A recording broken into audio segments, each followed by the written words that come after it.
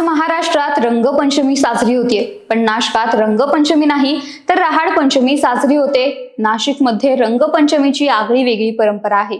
नाशिककर पेशवेकालीन रहाडीत धप्पा मारत रंगपंचमी साजरी करतात।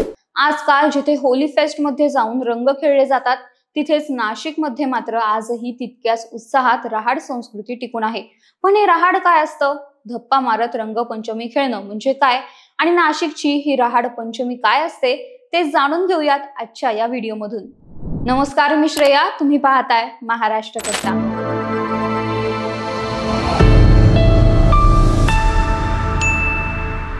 नाशिक शहरात साजरी केली जाणारी रंगपंचमी एकदम खास असते, कारण ही रंगपंचमी साजरी करण्याची पद्धत पेशवेकालीन रहाडमध्ये ही रंगपंचमी साजरी केली जाते।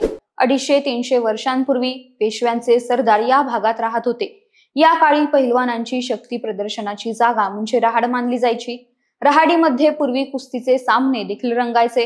कुस्तीच्या आयोजनामुळे या ठिकाणी हाणामाऱ्या होत असल्याने रहाडा हा शब्द प्रयोग प्रचलित झाला असावा आणि त्यावरूनच रहाड हा शब्द रुजू झाला असा अंदाज लावला जातो। कालांतराने याच रहाडींमध्ये रंगपंचमी साजरी होऊ लागली।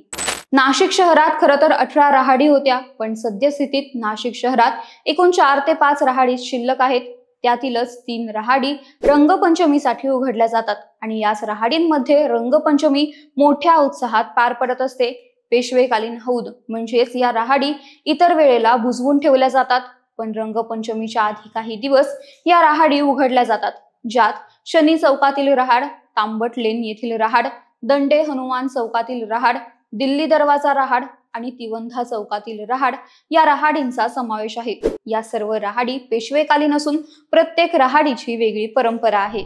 प्रत्येक रहाडीचा रंग ठरलेला असतो। रहाडीतील रंग हा नैसर्गिक पाना फुलांपासून बनवलेला असतो, त्यामुळे या रंगांपासून कुठलाही धोका नसतो। दंडे हनुमान चौकातील रहाड रंग पिवळा, शनी चौकातील रहाड रंग गुलाबी, तांबट लेन मधील रहाड रंग केशरी, तिवंधातील रहाड रंग पिवळा, दिल्ली दरवाजा चौकातील रहाड रंग केशरी असे या रहाडींचे रंग ठरलेले आहेत। त्यानुसार त्या रंगाचे पाणी त्या रहाडीमध्ये तयार केले जाते। रंगाच्या पाण्याने भरलेल्या या रहाडीत उडी मारली जाते आणि माणूस पूर्ण त्या रंगाच्या पाण्यात भिजून जातो। त्याला धप्पा मारणे असे म्हणतात। हाच धप्पा मारला नाही तर रंगपंचमी साजरी होत नाही असा एक समज आहे। त्यामुळे रंगपंचमीला नाशिककर हमखास धप्पा मारून रंगपंचमी साजरी करतात। ही रहाड संस्कृती आजही टिकून असण्याचे महत्त्वाचे कारण म्हणजे दरवर्षी न चुकता यांचे होणारे उत्तम नियोजन। प्रत्येक रहाडीचा मान आणि व्यवस्था पाहणारे मंडळ असते, त्यांच्या व्यतिरिक्त यामध्ये कोणाचाही हस्तक्षेप नसतो। त्यामुळे वाद या नियोजनात काही अभाव पडण्याची कसलीच चिंता रहाड आयोजनावेळी समोर येत नाही। तर आजही तितक्याच उत्साहात रहाड संस्कृती टिकून आहे, कारण नाशिककरांचा उत्साह फेस्ट आणि वेगवेगळे होली इव्हेंट्स सोडून आजही रहाडीत उडी घेण्यासाठी अर्थात धप्पा मारण्यासाठी मोठी गर्दी होत असते। तर तुम्ही कधी नाशिकच्या रहाड पंचमीमध्ये सामील झाला आहात का?